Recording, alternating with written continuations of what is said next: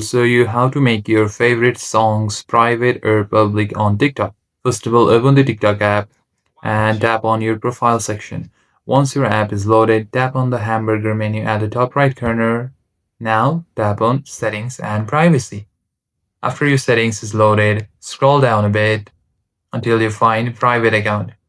Tap on Private Account, and here you can make your account private or public at once. Now, to make your song and videos private or public, what you're gonna do is scroll down a bit. Under interaction, you'll find favorite sounds option.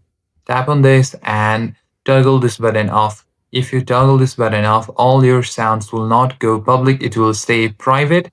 But if you want to make public, you can always switch this button on. Now close back, and now you'll be able to hide your favorite songs or videos in TikTok. Thank you for watching, guys. I'll see you in the next one.